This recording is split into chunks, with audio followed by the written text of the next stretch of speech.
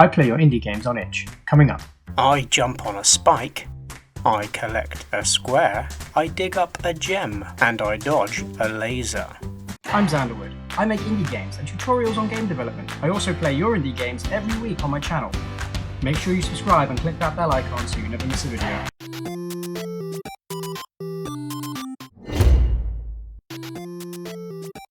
Anything Different by Some Random Person is a precision platformer that is quite capable of driving rage-induced fits of madness. Get your little square guy to the green door to progress to the next level. Seems simple enough, right? Well, you're in for a rude awakening.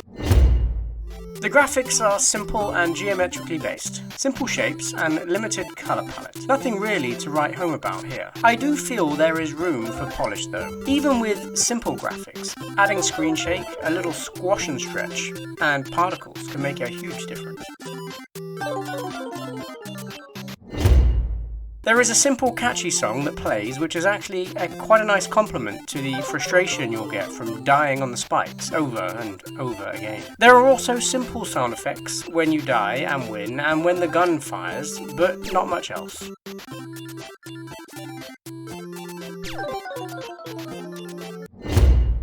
The biggest issue with the game is the controls. If you're going to make me land tight jumps with very little room for error, you better give me a hyper-controllable character. The acceleration on the player is slow at first and then ramps up quickly, making it challenging to time jumps and predict landings. It's the Donkey Kong handling in Mario Kart. Slow starter, bulky, and if you take a hit, it takes forever to get back up to full speed again. It's fun for a few minutes, but with a few tweaks to the controls, a tad more polish, and some variety to the music, you'll have your audience playing for just a little bit longer.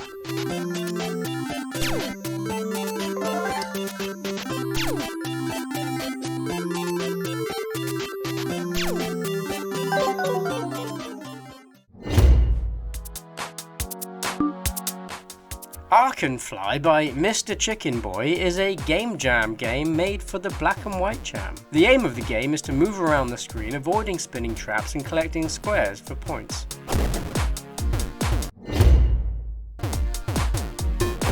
It's another geometric game with basic shapes forming the game elements, which I've previously mentioned is totally fine. But if you're going down this path, polish should be a priority. I really like how the particles are randomly changed from little squares to little circles. It shows a level of detail that isn't lost on the developer.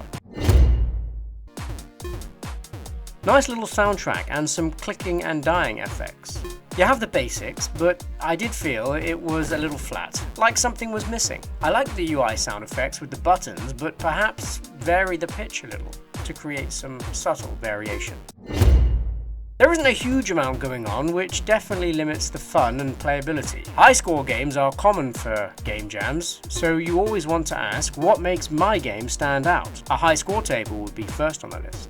But also during the game, you need to give the player constant feedback on how they're doing. You could incorporate a level timer, where you need to collect a certain number of points before the timer reaches 0. Or each collection could add 5 seconds. This would give the player a reason to continue playing longer. I'd also suggest a few different enemy types. How about a power gauge for the player? You pulse towards the mouse on click, but what if the longer you hold the mouse, the further you travel?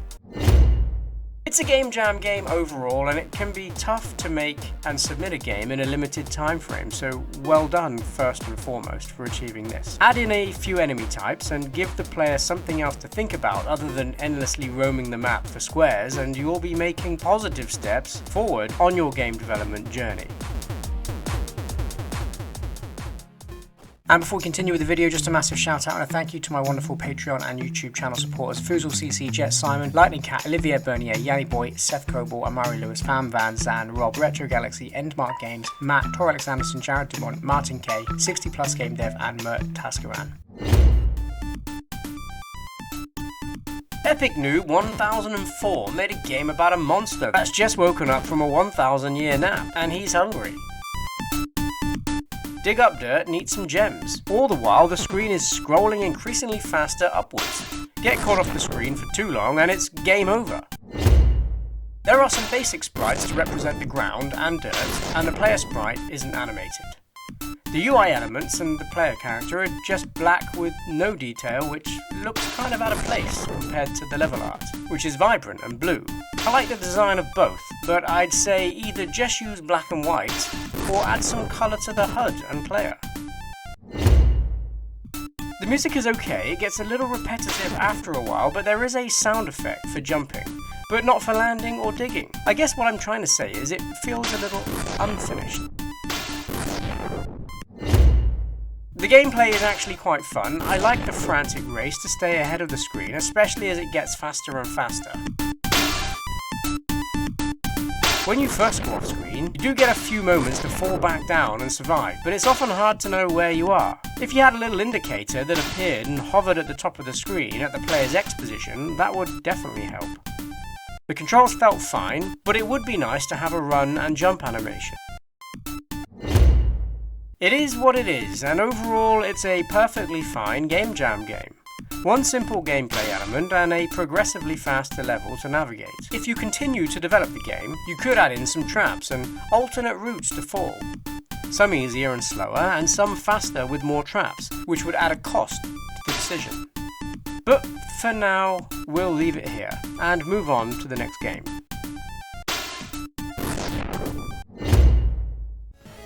Not Even Close by Elvindorf is a fantastic game with a truck ton of replayability. Survive room after room of varied enemy onslaughts to get a high score.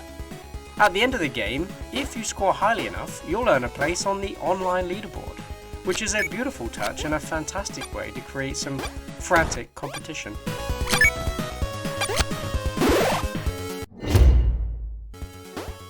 You all know my affinity for pixel art, and this game uses the style in an enormously pleasing way. The design of the player, enemies and levels are all fantastically portrayed with a beautifully limited colour palette.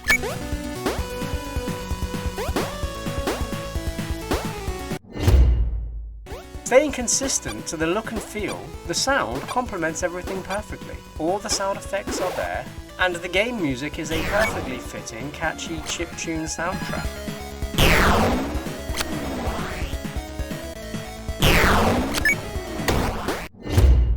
You can imagine that a game where the sole goal is dodging enemies to score points could easily be let down by anything less than perfect character handling.